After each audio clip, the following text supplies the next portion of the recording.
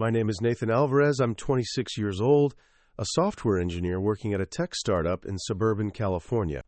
6 months ago, everything changed when my grandfather passed away and left me his entire trust fund, $2.5 million that I never expected to see.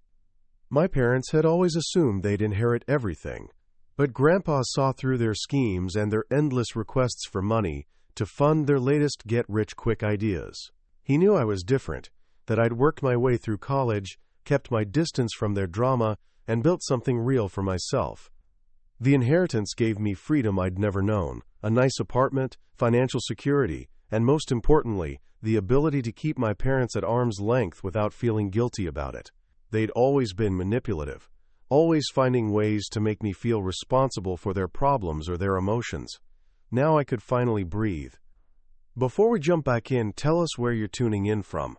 And if this story touches you, make sure you're subscribed, because tomorrow I've saved something extra special for you. That's why I was surprised when Mom called last Tuesday asking if I wanted to have dinner with them. Just family time, she said, her voice unusually soft. We miss you, Nathan. We know things have been complicated, but we're still your parents. The guilt was already starting to work its way into my chest. That familiar tightness I'd felt my entire childhood whenever they deployed their emotional weapons. Against my better judgment, I agreed to meet them at Romano's, a quiet Italian place downtown. I arrived first, chose a table near the back, and tried to prepare myself mentally for whatever they were planning. When they walked in, Mom looked unusually pale, almost fragile. Dad seemed tense, checking his phone constantly and glancing around like he was expecting someone. You look good, son, Dad said, though his smile didn't reach his eyes. Financial independence suits you. Mom ordered the salmon but barely touched it, pushing food around her plate while making small talk about the weather and asking about my work. Something felt off about the whole evening. They were being too nice, too careful with their words. Usually, dinner with my parents involved guilt trips about not calling enough, or subtle hints about their mounting bills. Then it happened.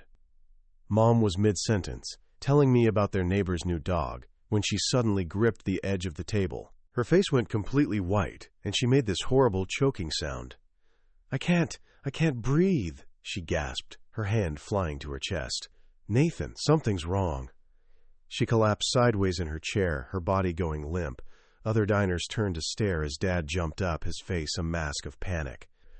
Call 911, he shouted to the restaurant staff. Someone call 911 right now. Everything became chaos. The paramedics arrived within minutes, loading Mom onto a stretcher while Dad paced beside them, firing questions at the EMTs. Is it her heart? She's been having chest pains for weeks.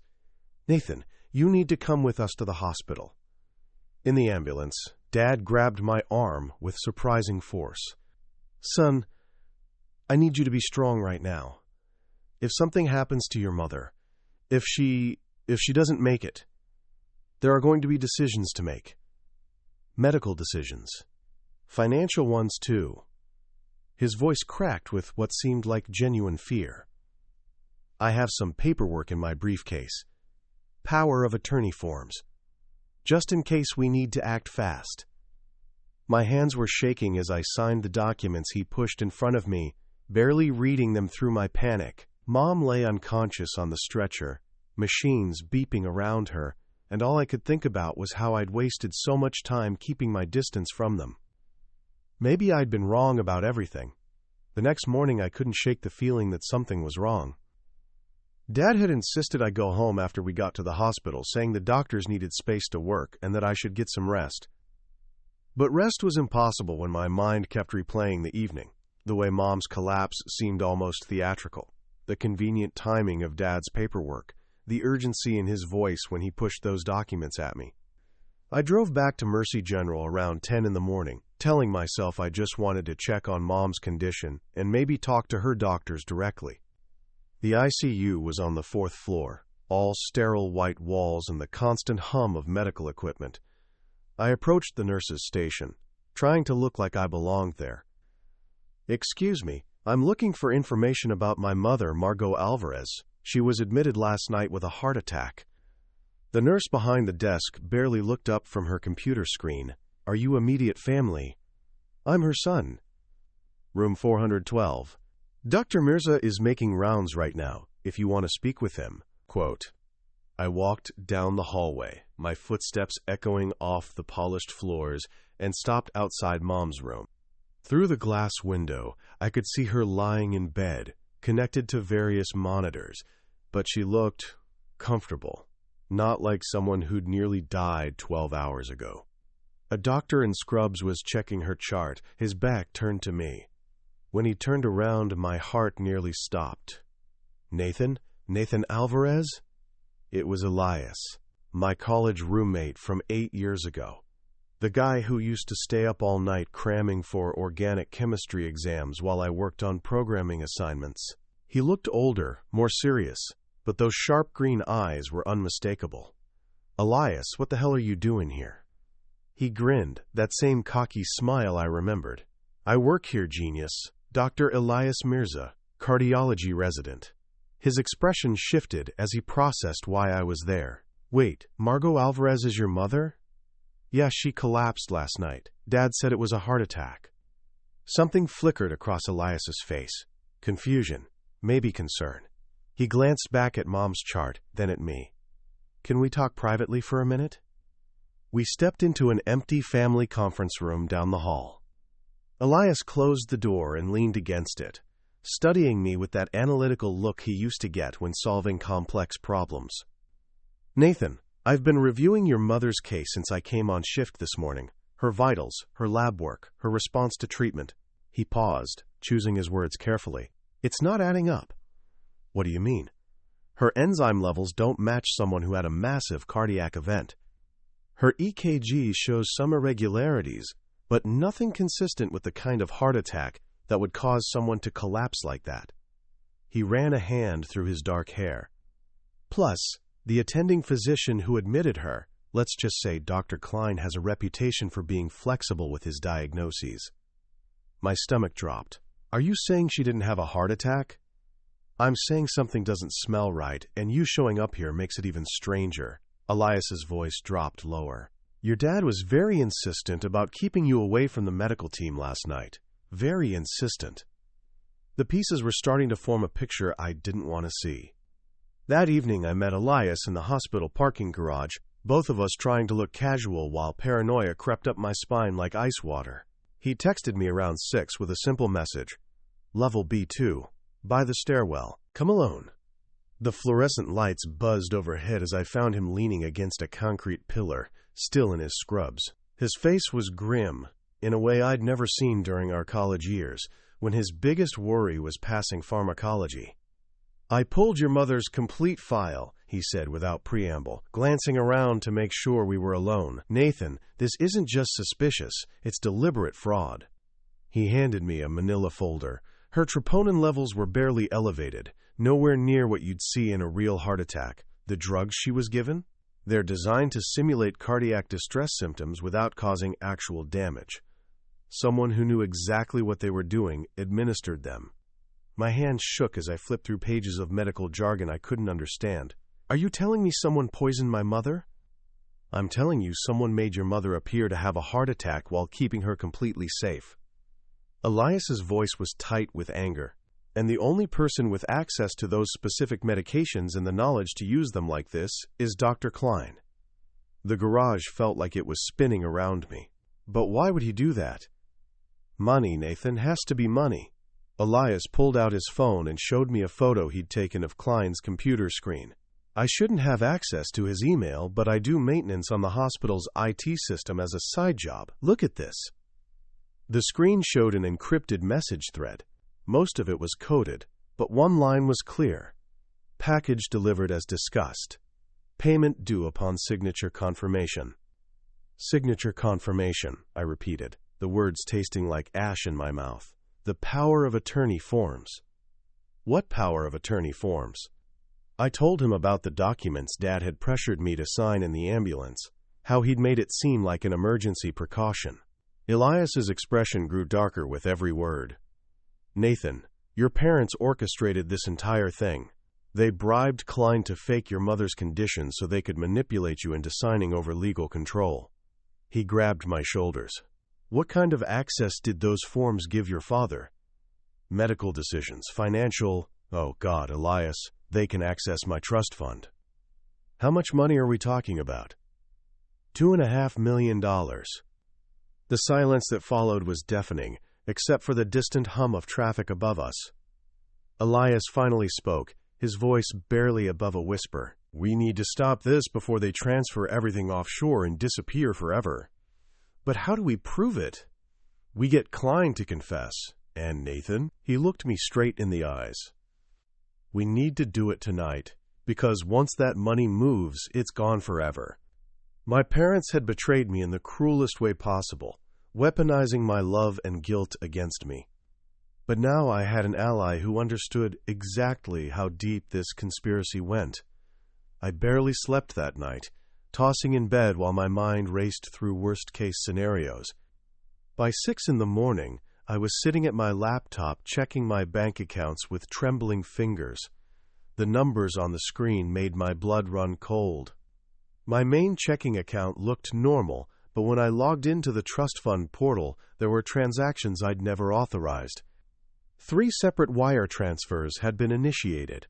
$500,000 to an account in the Cayman Islands, $750,000 to something called Alvarez Holdings LLC, which I'd never heard of, and another $300,000 pending approval to a Swiss bank.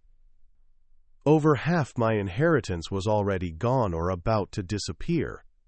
I grabbed my keys and drove straight to Sofia Ramirez's office.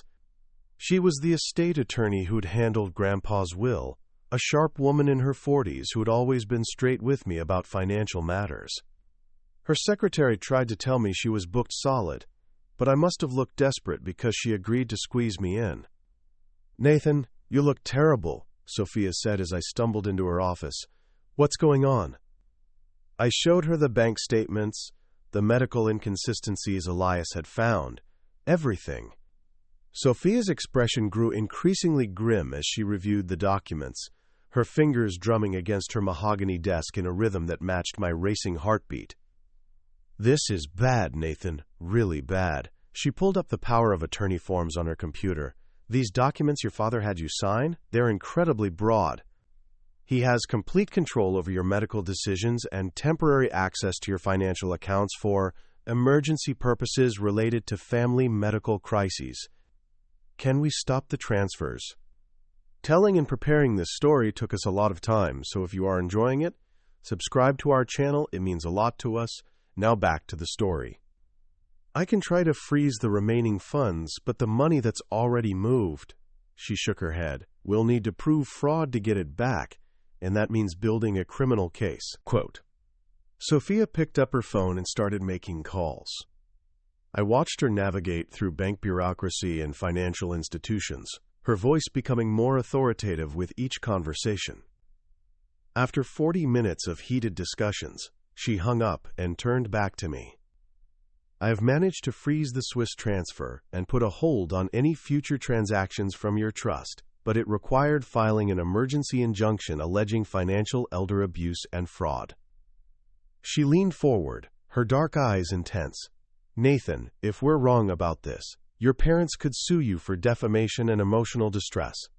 But if we're right, they're looking at felony charges for conspiracy and grand theft. We're right, I said, though my voice sounded hollow even to me. I know my parents, Sophia. They've been scheming their whole lives. Then we need concrete evidence, something that proves premeditation and conspiracy. She handed me a business card. This is a private investigator I work with. But honestly, your best bet is that doctor friend of yours. If he can get Dr. Klein to admit he was bribed, we have them dead to rights. The weight of what lay ahead settled on my shoulders like a lead blanket. I was about to destroy my family to save myself. That night, I met Elias at the hospital's staff entrance at 11:30, when the building was mostly empty except for overnight shifts and emergency personnel. He texted me detailed instructions about which parking lot to use and how to avoid the security cameras near the main lobby. You sure about this? I asked as he badged us through a service door that led to the administrative wing.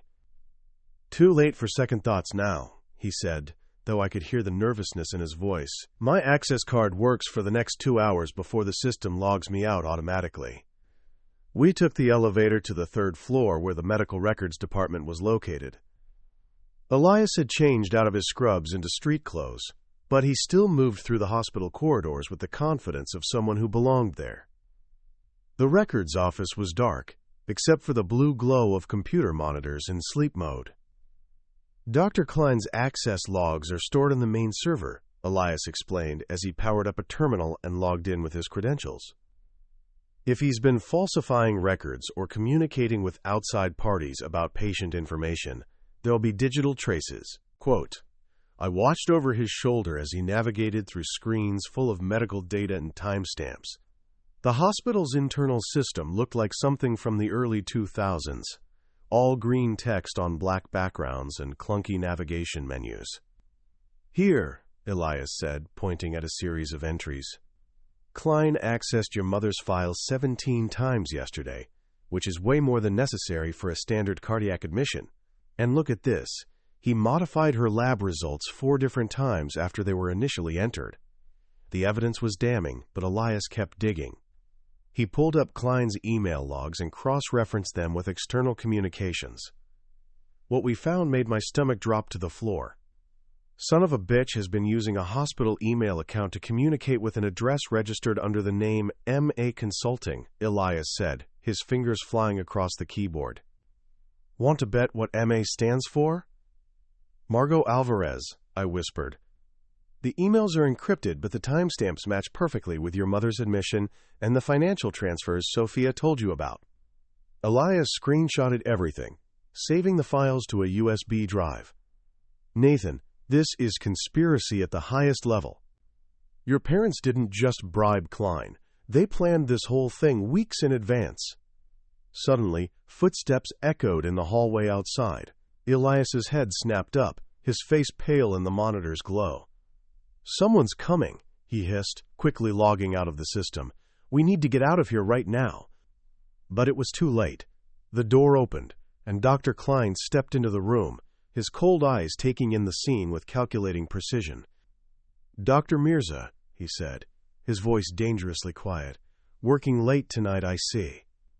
Dr. Klein stood in the doorway, like a predator who'd cornered his prey, his silver hair perfectly styled even at midnight, and his expensive suit somehow still crisp. He stepped into the room and closed the door behind him with deliberate slowness. "Funny thing about working the night shift," Klein said, his voice carrying that condescending tone doctors use when they think they're smarter than everyone else. "You notice when people are accessing computer systems they shouldn't be touching." Elias stood up slowly, trying to look casual, but I could see sweat beading on his forehead. "Just catching up on some patient files, Dr. Klein. You know how it is with the resident workload." "Patient files." Klein's smile was razor-thin. "Including detailed reviews of Mrs. Alvarez's case, I presume?" His gaze shifted to me.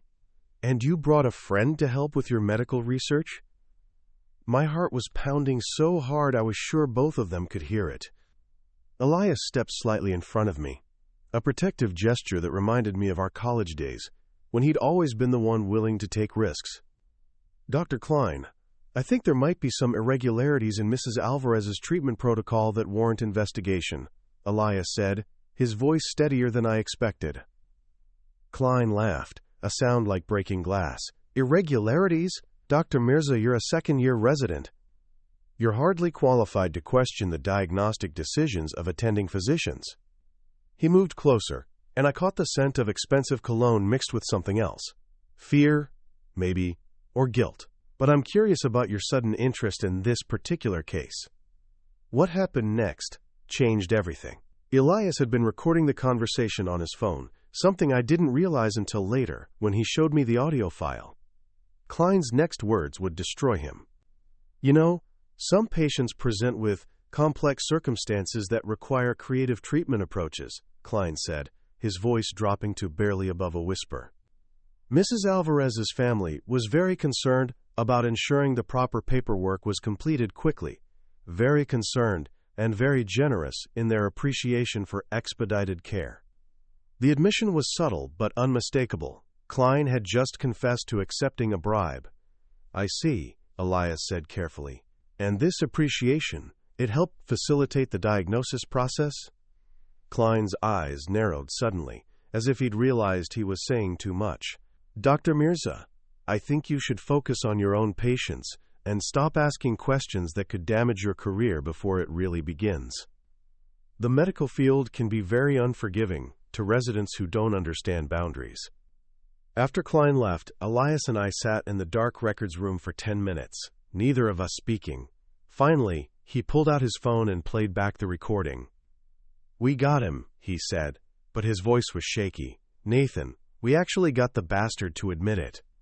But as we walked through the empty hospital corridors toward the exit, I couldn't shake the feeling that Klein's threats weren't empty. We'd crossed a line tonight, and now we were in real danger. The next morning, I called my father and asked if we could have a family meeting at their house. I needed to hear him admit to the conspiracy himself, and I needed it recorded. Sophia had coached me on exactly what to say to provoke a confession without making him suspicious. "Of course, son," Dad said, his voice warm with fake concern. "We should discuss your mother's ongoing treatment and what this means for our family finances going forward." Their house looked exactly the same as when I'd grown up there. Beige walls, generic furniture, the persistent smell of Mom's vanilla candles trying to mask years of cigarette smoke. But now everything felt like a stage set, designed to manipulate me. Mom was sitting on the couch in a bathrobe, playing the part of the recovering heart attack victim perfectly. She looked pale and fragile, with just the right amount of exhaustion in her eyes. "Nathan, sweetie, I'm so glad you came," she said, reaching out weakly as I sat down across from them. "I've been thinking about how scary this whole experience has been, and how grateful I am that your father moved so quickly to protect our family's interests." Dad nodded gravely. "The doctors say your mother's condition is still touch and go. We need to be prepared for any eventuality." He pulled out a tablet and started scrolling through what looked like financial documents. "I've been reviewing the power of attorney arrangements we set up, and I think we should discuss some strategic moves to protect your inheritance from potential medical bankruptcy." This was my opening. I leaned forward, trying to look concerned rather than suspicious. "What kind of strategic moves are we talking about?" "Well, if your mother requires extensive cardiac surgery or long-term care, the medical bills could easily exceed $1 million, Dad said, his eyes lighting up as he warmed to his subject. "But if we move your assets into offshore accounts temporarily, we can shield them from hospital liens and collection agencies." Mom nodded weakly. "We're only thinking about protecting your future, honey. Your grandfather would have wanted us to be smart about this." "So you've already started moving money?" I asked, my phone recording every word from my jacket pocket. Dad's chest puffed up with pride. "I've secured 3 separate accounts in jurisdictions that don't have reciprocal collection agreements with California. It's completely legal, and it ensures that your inheritance stays in the family where it belongs." "That's brilliant, Dad. How much have you moved so far?" "About $1.2 million so far, with another $800,000 ready to transfer once we get through the initial waiting period." His smile was genuinely triumphant. "Nathan, this is the kind of financial planning that separates smart families from poor ones." Mom squeezed my hand. "We're doing this for you, sweetie, to protect what's yours." The irony was almost too much to bear. They were stealing my money while convinced they were saving it for me, and they were so proud of their scheme that Dad couldn't resist bragging about the details. I stood up slowly. "I need to think about all this. It's a lot to process." "Of course," Dad said. "But Nathan, time is a factor here. The longer we wait, the more vulnerable your assets become." As I walked to my car, I felt a mixture of vindication and heartbreak. I had everything Sophia needed to destroy them legally, but hearing them justify their betrayal as love was somehow worse than simple greed would have been. Sophia moved faster than I'd ever seen a lawyer work. Within 6 hours of receiving my recording, she'd filed emergency injunctions with the county court, submitted fraud reports to 3 different financial institutions, and contacted the district attorney's office about potential criminal charges. Your father made a crucial mistake, she explained as we sat in her office reviewing the legal documents. He admitted to moving money offshore specifically to hide it from legitimate medical creditors. That's not financial planning. That's money laundering. The first documents were served to my parents at 10 in the morning. Sophia had arranged for a sheriff's deputy to deliver them personally, which meant they couldn't claim they never received the legal notices. I wasn't there to see their faces, but I could imagine Dad's shock when he realized his brilliant scheme had fallen apart. Meanwhile, Elias was presenting his evidence to the hospital's medical board. Dr. Klein had made his own fatal error by accessing patient files after hours and leaving digital fingerprints all over the system. The recording of his implicit confession sealed his fate. The hospital administration is conducting an internal investigation, but they've already suspended Klein pending a full review, Elias told me over coffee that afternoon. He looked exhausted, dark circles under his eyes from the stress of potentially ending his career before it started. They're also reviewing all of his recent cases for similar irregularities. The police investigation moved surprisingly quickly. Detective Sarah Morrison, a sharp-eyed woman in her 50s who specialized in financial crimes, called me in for a formal statement on Thursday morning. Mr. Alvarez, based on the evidence you've provided, we're preparing to file charges against your parents for conspiracy to commit fraud, elder financial abuse, and money laundering, she said, reviewing the thick file of evidence Sophia had compiled. The amounts involved and the sophisticated nature of the scheme put this in felony territory. What happens next? We'll execute search warrants on their home and financial records tomorrow morning. If we find additional evidence of premeditation, emails, documents, communications with Dr. Klein, the charges could be even more serious. That evening, my phone rang. Dad's number flashed on the screen, and for a moment I hesitated before answering. Nathan, what the hell have you done? His voice was raw with panic and rage. Do you have any idea what you've just destroyed? I know exactly what I've destroyed, Dad. The question is, did you really think you'd get away with it? The silence on the other end stretched for nearly 30 seconds before he hung up.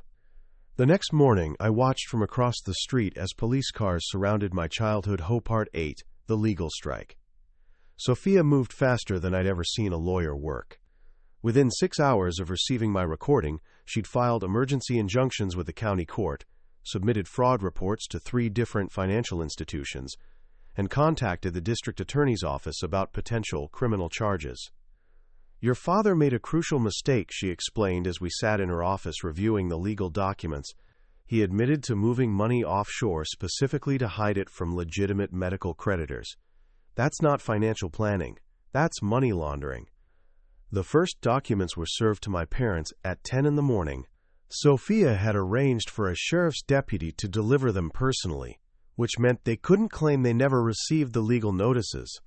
I wasn't there to see their faces, but I could imagine Dad's shock when he realized his brilliant scheme had fallen apart. Meanwhile, Elias was presenting his evidence to the hospital's medical board. Dr. Klein had made his own fatal error by accessing patient files after hours and leaving digital fingerprints all over the system. The recording of his implicit confession sealed his fate. The hospital administration is conducting an internal investigation, but they've already suspended Klein pending a full review, Elias told me over coffee that afternoon. He looked exhausted, dark circles under his eyes from the stress of potentially ending his career before it started. They're also reviewing all of his recent cases for similar irregularities. The police investigation moved surprisingly quickly. Detective Sarah Morrison, a sharp-eyed woman in her 50s who specialized in financial crimes, called me in for a formal statement on Thursday morning. Mr. Alvarez, based on the evidence you've provided, we're preparing to file charges against your parents for conspiracy to commit fraud, elder financial abuse, and money laundering, she said, reviewing the thick file of evidence Sophia had compiled. The amounts involved and the sophisticated nature of the scheme put this in felony territory. What happens next? We'll execute search warrants on their home and financial records tomorrow morning. If we find additional evidence of premeditation, emails, documents, communications with Dr. Klein, the charges could be even more serious. That evening my phone rang. Dad's number flashed on the screen, and for a moment I hesitated before answering. "Nathan, what the hell have you done?" His voice was raw with panic and rage. "Do you have any idea what you've just destroyed?" "I know exactly what I've destroyed, Dad. The question is, did you really think you'd get away with it?" The silence on the other end stretched for nearly 30 seconds before he hung up. The next morning, I watched from across the street as police cars surrounded my childhood home. Me. The police station felt like something from a crime show. Fluorescent lighting that made everyone look pale and guilty, the smell of burned coffee, and that persistent hum of overhead ventilation that made normal conversation feel like whispering. Detective Morrison had called me in to observe the interviews, though I would watch from behind one-way glass in a separate room. Dad sat in the interrogation room, wearing an orange jumpsuit that made his face look even more gaunt than usual. His lawyer, some public defender who looked like he'd rather be anywhere else, kept shuffling papers and whispering urgently in his ear. "Mr. Alvarez, we have audio recordings of you admitting to moving over $1 million to offshore accounts for the purpose of hiding assets," Detective Morrison said, her voice calm but relentless. "We have digital evidence showing coordination between you and Dr. Klein regarding your wife's fabricated medical condition. We have financial records proving you bribed a medical professional to falsify patient records." Dad's face remained stone-cold defiant. "I was protecting my family's assets from predatory medical billing practices. Everything I did was to secure my son's inheritance, which is exactly what my father-in-law would have wanted." "By defrauding your son and falsifying your wife's medical emergency?" "I never defrauded anyone. Nathan signed those documents willingly." The detective leaned back in her chair. "Mr. Alvarez, your son signed power of attorney documents under the belief that his mother was dying from a heart attack. That constitutes fraud by deception." Dad's lawyer looked like he wanted to crawl under the table. In the room next door, Mom was having a very different conversation. Where Dad remained rigid and defensive, Mom was falling apart. Her hands shook as she reached for tissues, and her voice cracked with every answer. "Mrs. Alvarez, did you know your husband was planning to fake your heart attack?" Detective Morrison's partner, Detective Chen, asked gently. I thought it was just going to be chest pains," Mom sobbed. "Greg said we'd go to the hospital, I'd get checked out, and Nathan would see how serious things were. I didn't know about the money transfers until yesterday." "But you did know the heart attack was fake." "I took pills that Greg gave me. He said they would make my heart race and make me feel dizzy, but they wouldn't hurt me." She broke down completely. "I just wanted my son to care about us again. We've been struggling financially for years, and when Nathan got that inheritance, Greg convinced me that we deserved part of it." "And Dr. Klein?" "Greg found him somehow, said he owed gambling debts and would help us for the right price." Mom looked up at the detective with red, swollen eyes. "I thought we were just going to scare Nathan a little, make him realize family comes first. I never wanted to steal from him." Quote, "Through the one-way glass, I watched my mother destroy my father's defense with every tearful admission. Part of me felt vindicated, but mostly I just felt hollow. These people had raised me, and now I was watching them confess to betraying me in the most calculated way possible." Within an hour, Dad was formally charged with conspiracy to commit fraud, money laundering, and bribery. Mom received lesser charges in exchange for her cooperation, but she was still going to face jail time. Dr. Klein, they told me, had already been arrested at the hospital and was singing like a canary to save his medical license. 3 months later, I sat in my new apartment overlooking the bay, watching the sunset paint the water in shades of gold and orange. The legal battles were mostly over. Sophia had recovered 90% of the stolen money.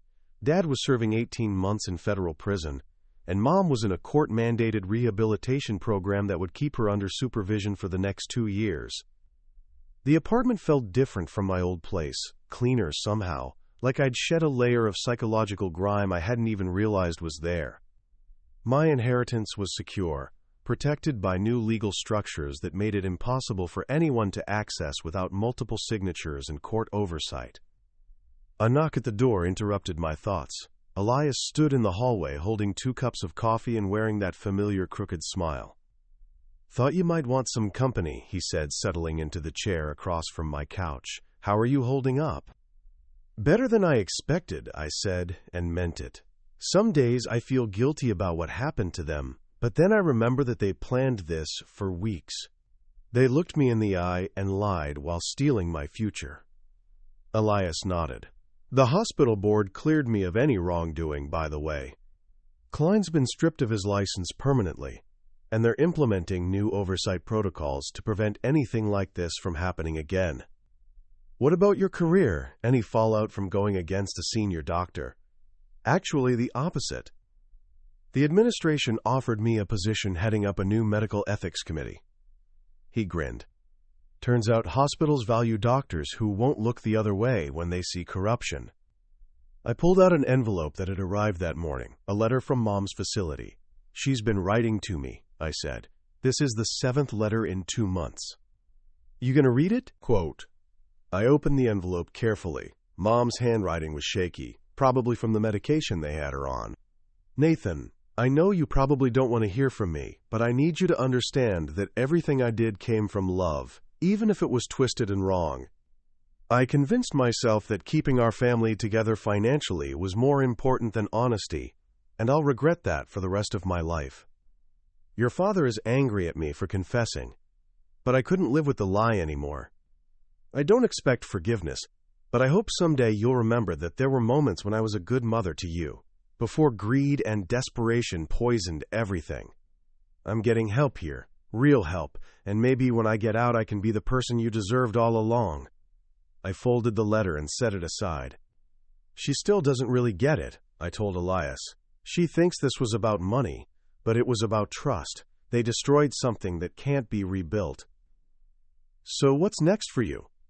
I smiled, feeling lighter than I had in months. "I'm starting a nonprofit foundation.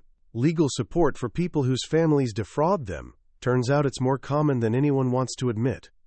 "That sounds perfect for you." Outside, the city was coming alive with evening lights, and for the first time since this whole nightmare began, I felt like I was exactly where I belonged, free, safe, and finally in control of my own story. Up next, we have 2 more incredible stories that are waiting for you. Just click the image you want to watch, and it will take you there. If you enjoyed this video, make sure to subscribe. It would mean a lot.